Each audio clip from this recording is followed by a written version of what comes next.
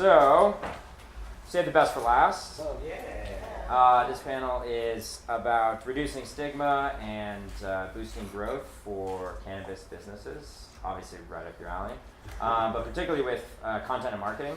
So, you guys all know Derek already from the last panel. Next to Derek is Min An, founder of Buzzn. If you guys had enjoyed any of the CBD cocktails out there, it's courtesy of his product. So Buzzn's CBD wellness brand. They've got full spectrum CBD supplements.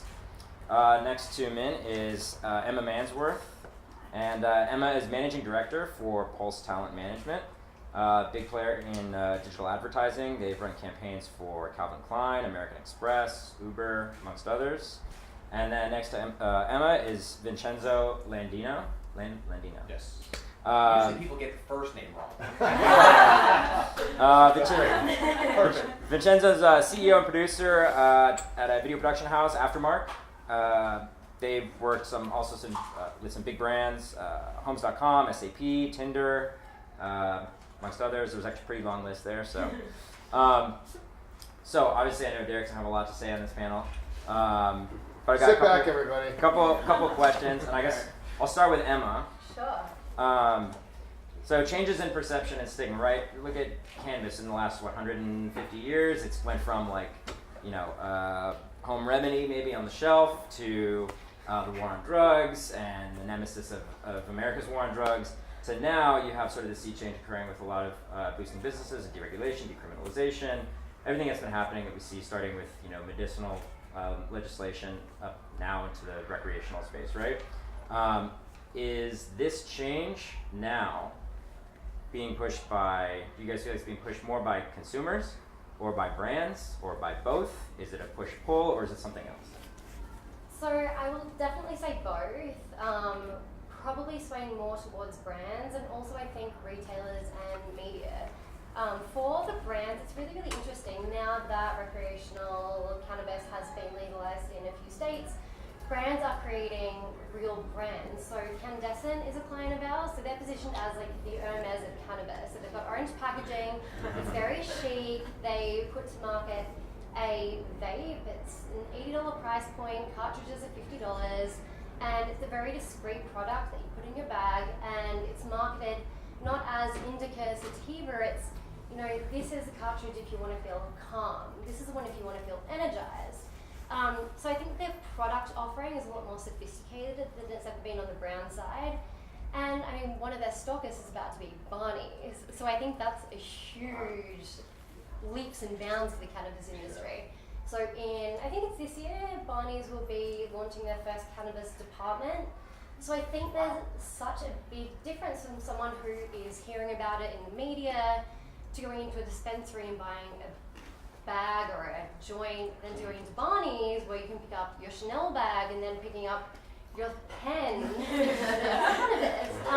So I think that is really destigmatizing. I think media as well, a lot of not so much focus, but a lot of mainstream publications towards the fashion industry. And I think the fashion industry is always that these sort of products really puts it a step in the right direction. They've already pretty much normalized CBD. CBD, especially in the beauty market, everyone has CBD oil in their face cream and XYZ. And so now it's THC as well that's starting to be normalized. Speaking of CBD, do you think, to just add on to what you're saying, I really think it's backed by a lot of modern science today. We see so many health benefits with CBD.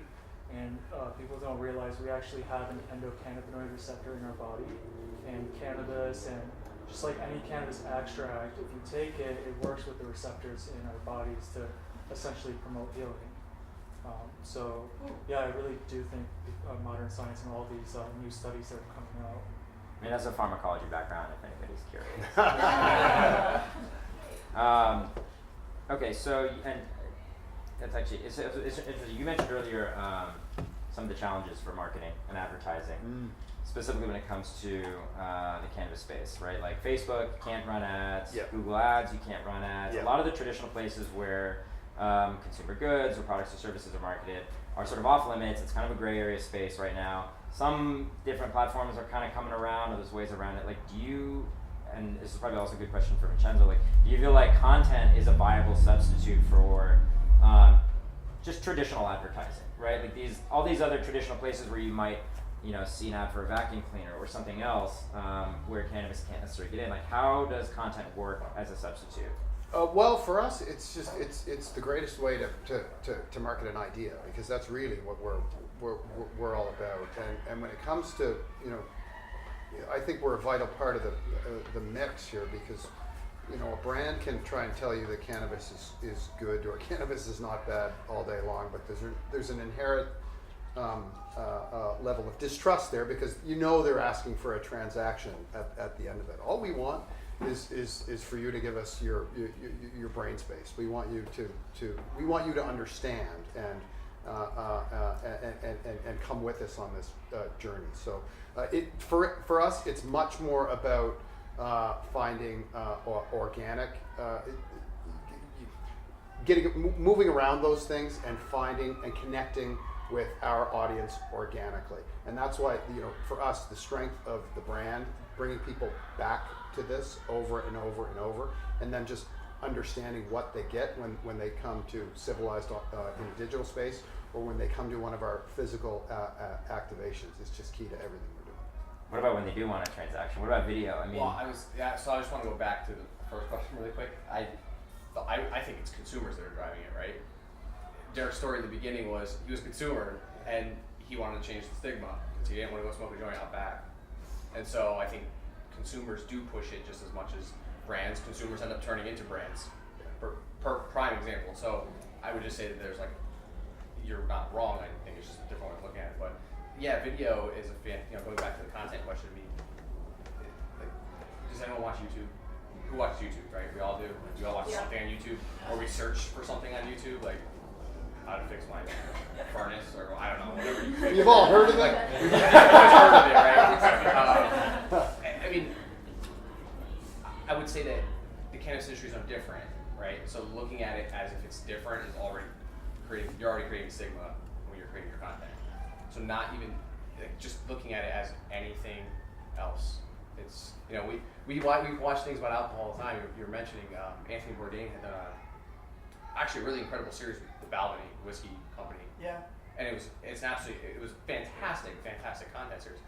Who's to say a cannabis brand can't do the same thing? Absolutely. So just looking at it without the stigma is the first step. Yeah. do you think, we were talking about this before the panel, right? Like, we're talking about Super Bowl ads, right? And I was like, because what you're saying is a lot about, instead of just adapting, right, to the content policies of some of these big platforms, right, and wondering, is there a change on the horizon where suddenly Facebook and Google and all these other channels are going to open up to cannabis in the way where I think they probably will eventually. It'll probably align with legislation in a certain way, but what's stopping some of these companies? You see MedMen, right? MedMen has a huge campaign right now running all over the country. Fantastic. What's stopping companies, a cannabis company right now, from buying up a Super Bowl ad? Can I ask for a example? question to Derek? Yeah, Exactly. Yeah, So, I would say, would you even would buying a Super Bowl ad, whose demographic may or may not be what you're looking for? I don't know. Is that valuable to you? Yeah, to me it would. Okay. Because just the novelty value of it. Okay. And yeah, eventually it's going to become mainstream. I think it is 100% purely coupled with the scheduling of cannabis as a Schedule A narcotic in the United States. That's what's keeping everybody away, because there's money there. And by the way, that's what will change it. That's because there's what's happening in Canada, what's happening with attitudes and now regulatory regimes changing about cannabis around the world. There's real money in it. There's export money in it, and all of a sudden, you're going to be behind the 8 ball here in the United States if you don't catch up. So I think that's the one thing that's keeping it away from the Super Bowl, and from a lot of mainstream companies being more and more involved. And it's just got to change, because it doesn't deserve to be on that list. Right. What about like credibility and trust, right? Like, what it's kind of an open field right now. Like the I guess brand messaging from cannabis companies, whether a publisher or educational content versus an actual, you know, provider posting Instagram posts of just flower like all day, every day, versus, you know, a CBD company that's offering like wellness supplements. Like, you know, I guess like what's going to convey credibility and trust? Who's going to win in that field, right? What's going to come? What values of the cannabis industry are going to surface to the top, rise to the top, and really have that credibility and trust with consumers? Go for it. Okay, so well, when it comes to CBD, like a trusting brand comes with a certificate of analysis. So basically, they do test results on the actual batch of the oils, and if it's a full spectrum product, you want to make sure that it has all the terpenes, all the cannabinoids, and that it's pesticide solvent free. And also, if you're buying a 500 milligram tincture bottle, the actual bottle actually has 500 milligrams in it. So I think in terms of quality and trust, like if a brand can provide you test results, then yeah, absolutely. Yeah. I think from a perception standpoint, so we just did a big campaign with Cannabis, as I mentioned previously.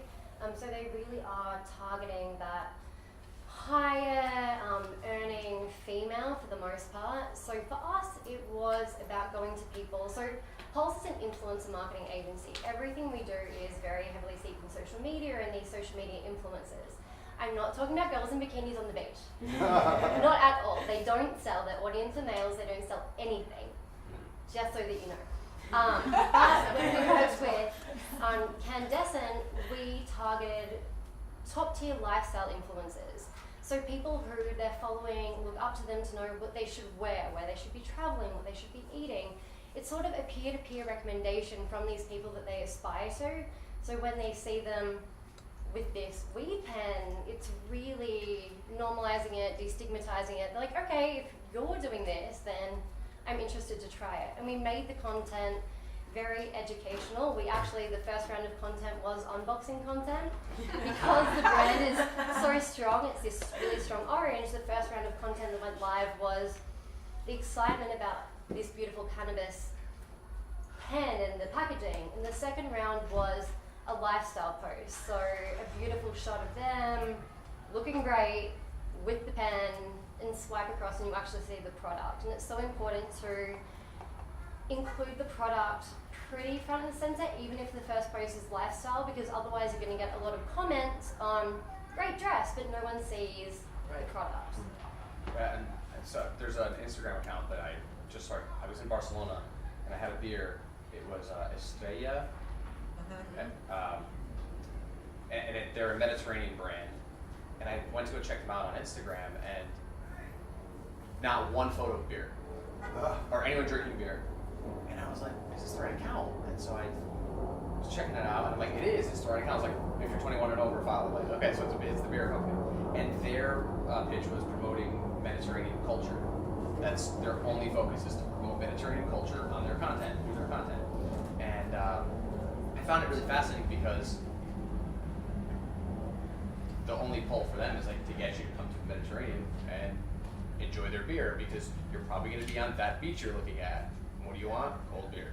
So, you know, finding content that fits like the lifestyle values as a cannabis brand, rather than just trying to force pictures of flowers and you know, people smoking, because maybe that's, you know, that's, again, there's a stigma there. But understanding that, hey, there's a productivity to it. It's not just lazy stoners sleeping all day. You know, that's the start. Sorry, I just have that question before we go on. So, I'm curious of the ratio of lurkers to engagers, because my aunt, she doesn't even drink anything ever, never has. Started smoking weed because she's just good opinions, I guess, I don't know. But she will not buy it. So my brother, who lives near her, or my sisters, have to buy it for her and bring it to her, and she will pay them to be like the delivery people for her cannabis use. But I know she's finding it because she starts to send like specific products. So I'm curious if you're seeing just the you know, is there a high level of people that are watching and not participating? Yeah, I mean, it's interesting. So whenever we do a campaign, we do a lot of things. So one being comment analysis. So we're finding that with cannabis products, there is a lot of questions being asked, so we will arm whoever is engaging in the campaign to be able to answer it.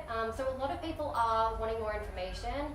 We'll also, because we run all of our campaigns based on analytics and metrics, so we'll always include a story as well with the swipe up, which basically you can track how many people. So when you see a post and it has X amount of likes, on the back end you can actually see how many people have seen it as well, which is the impression count, not the engagement count.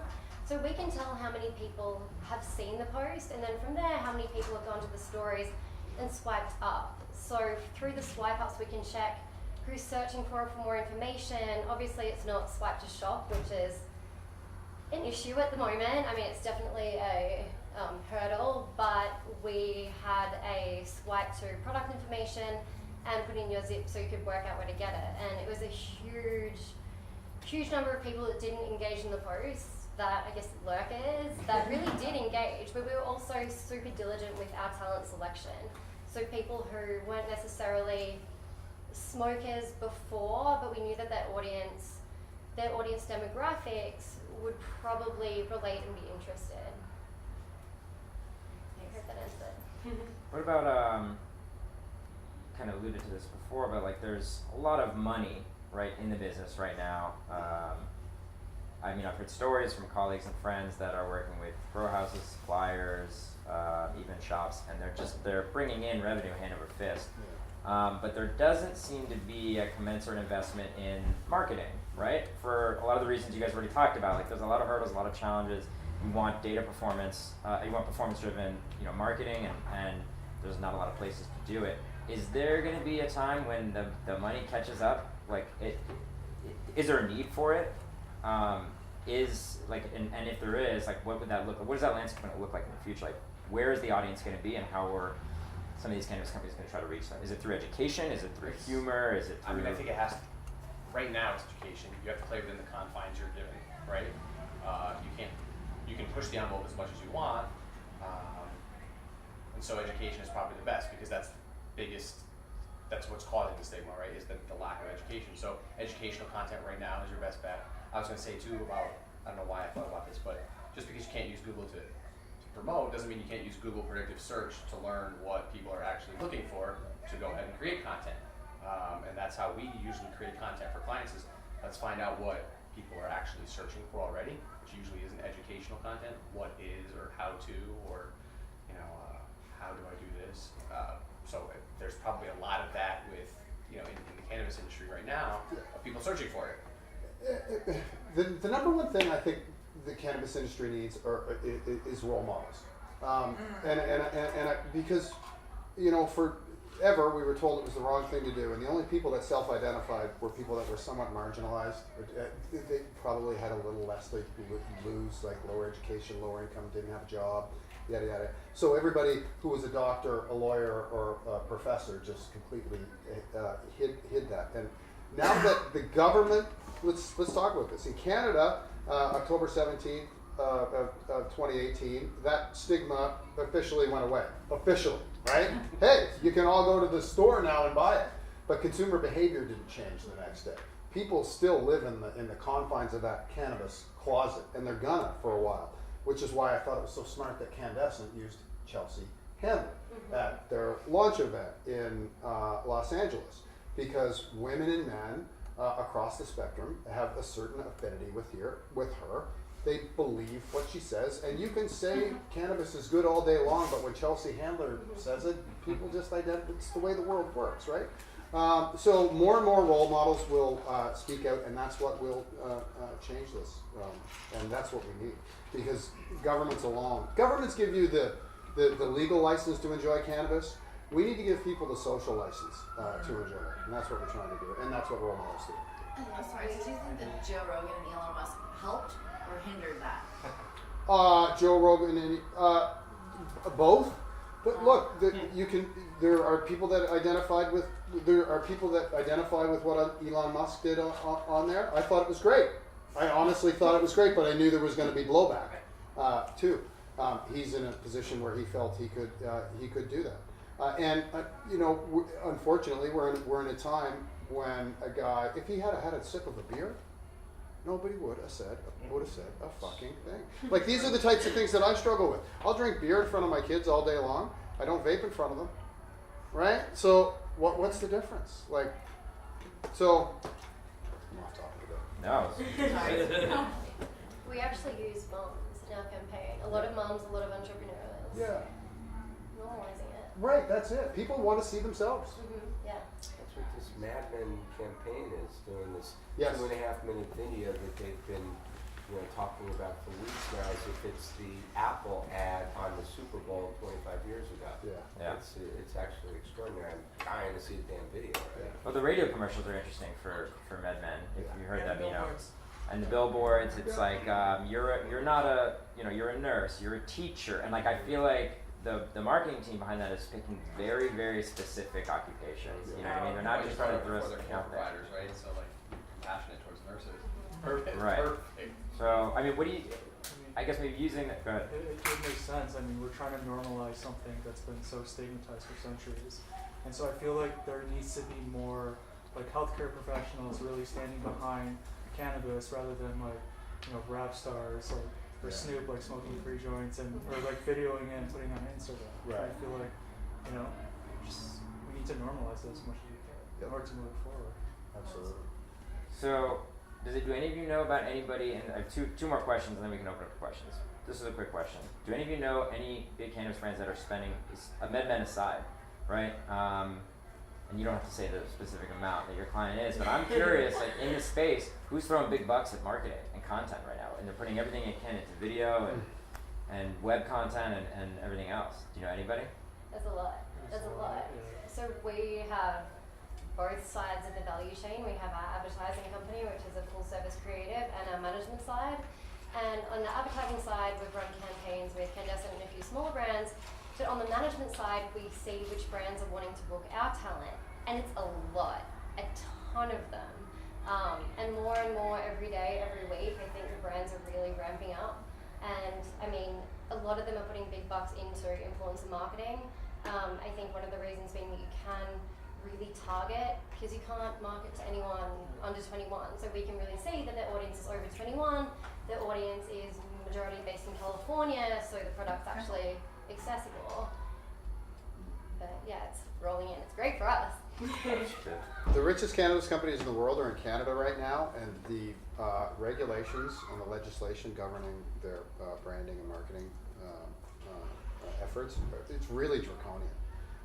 In fact, we had hoped that they would be based loosely on the alcohol model. They're based on cigarettes, which is, you can't do anything to advertise a cigarette, in the United States or Canada, and that's how it is in cannabis. Literally, white label packages, advertising, unless you are in a completely age-gated and you can guarantee everybody is 19 plus, not allowed. And you can have events, but only if they're age-gated for 19 plus. Can't be involved with sports, can't be involved with celebrities. So it's incredibly difficult. So they're struggling with it. And Canopy, which full disclosure, they've made a nice little investment in us. So we do help them a little bit, but they're building a studio model of their own. But it's going to be a different type of model than any sort of consumer product we've ever seen, just because of the regulations that are placed on it. Tons of money. So here's the thing: we need to create places for the cannabis companies to spend the money. Like, they've got more money than they need good ideas. They need good outlets. So you need good media entrepreneurs out there. There's bags of money to be had. You can get at it. Sounds like Emma will take the money. So. Happily. But I think influencer marketing just lends so well to it because you can directly target all of these things, and we have insights that a lot of other traditional advertising marketing just aren't privy to, which is the joy of the industry. But we're also trying to destigmatize influencer marketing, so there you go. That's way more difficult. That's going to be a lot more difficult than destigmatizing cannabis. All right, so we'll wind it down. I got one more question for each of you. I'll be for each of you to answer, and it's a really simple question. In terms of the cannabis brands, right, and marketing tactics, And you can be talking about creative, you could be talking about marketing tactics, you could be talking about trust and credibility, or authority and reach, and education and as a publisher. What is the criteria for the winners and losers, right? Who's going to win, who's going to lose in the next, let's call it 3 to 5 years, right? Depending on whatever the trajectory is with legislation and things like that, like what's going to determine who wins and who loses? I'd say those that stay authentically true to who they are, what the values they bring to the table, and I'll say education too. Those who choose to educate the consumer versus just try to sell product. I mean, it's a longer road to go with education, but I think it's a more it'll reap more benefits in the end, whatever the end is, in the long run, than just starting with trying to sell and run it Instagram ads. Like, if that was even, let's just say you could do it on those. Is that even worth it? I don't know. I don't know if that's just worth it right now. I mean, I would say people who are putting spend in now are still at the stage of relatively early adoption, but as I said before, we're seeing so many more players in the table. So I think there's about to be a market saturation. There is starting to be in CBD. So in cannabis, it includes THC. People who are getting in now and are putting in budget now for marketing. So by the time it is federally legalized, there are already those key brands that people think of when they try and get into the cannabis market. What was the question again? Is It's like what's the criteria, do you think, for the winners and losers, right? And in terms of, there's a lot of brands coming up right now, and I think there's everything from CBD, THC, there's different delivery vehicles for cannabis, there's companies built around education. What's going to determine the winners and losers? Honestly, I have no idea. Just because just the legality behind it is just so gray that, we don't really know what's really happening. Like, is it considered a drug or is it considered a dietary supplement at this point? I mean, Epidiolex is a class 5 drug, and you need a prescription for it. And the CBD, it's a CBD prescription drug. So that kind of just raises even more confusion. Like, shit, am I marketing this as a food additive, or is this actually a drug by the FDA? And so I don't even know how to answer that question. Honest. Yeah. Look,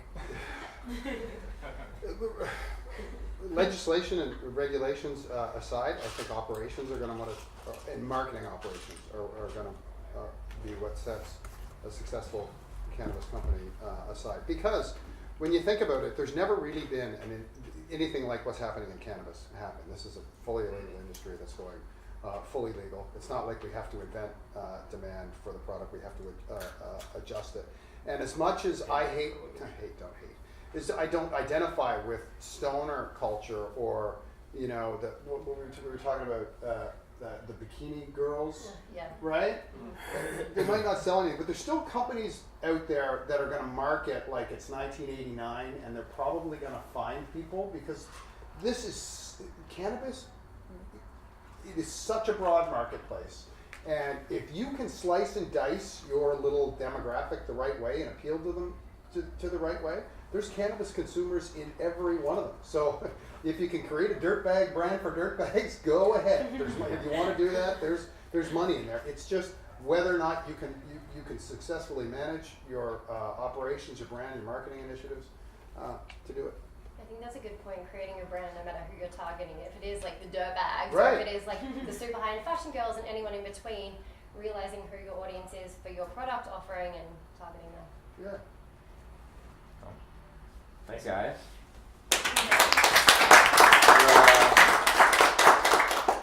Gonzalo.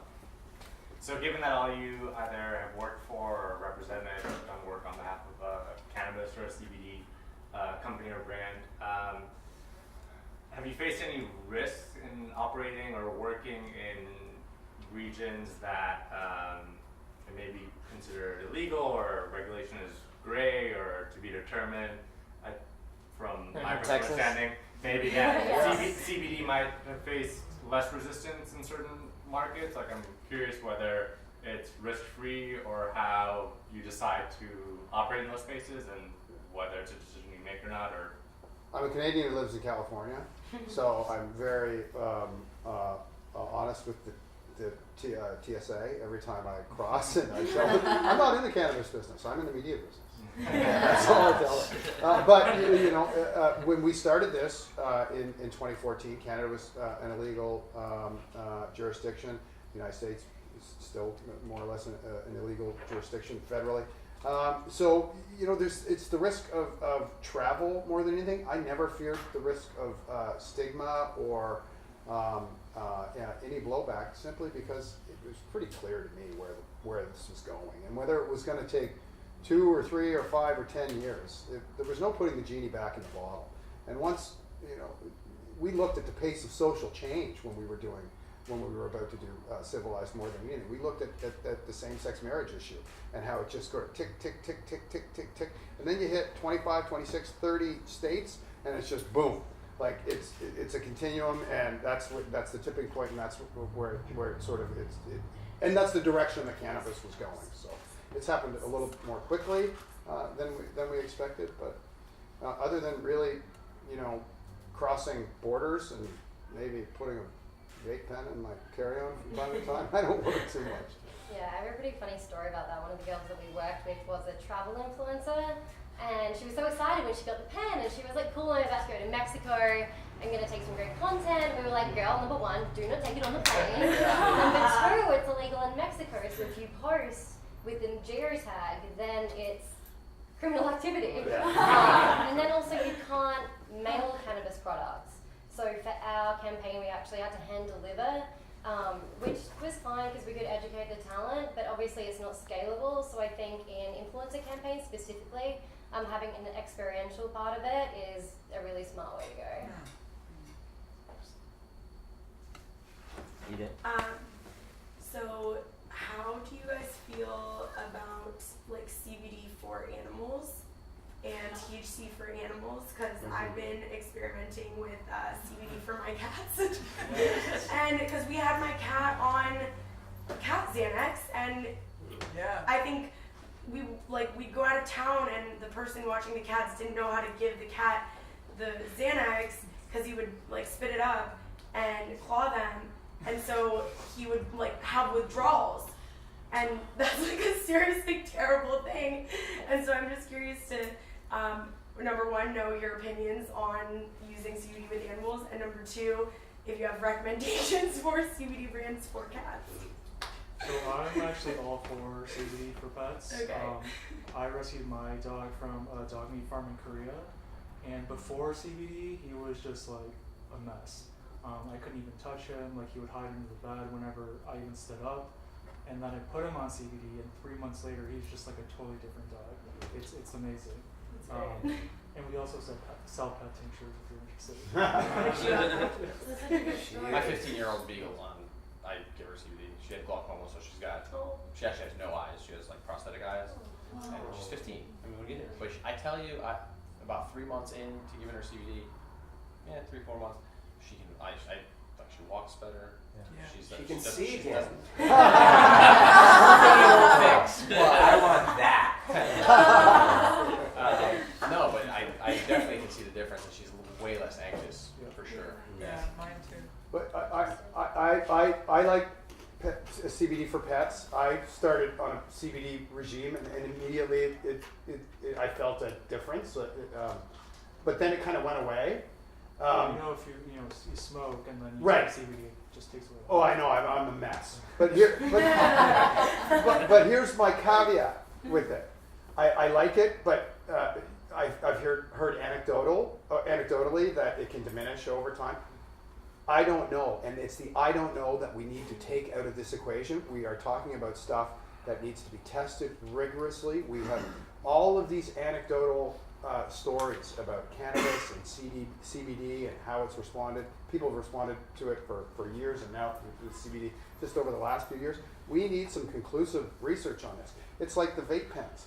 Like, these things have absolutely, we've all got one, and they've just changed us all. And so cannabis went from 4 years ago, if I was on the weekend, I'd have a little one-hitter, and it would be a stinky little thing that would be hard to do. And now it's just so goddamn easy to do that we're all doing it, right? And we're all doing it regularly.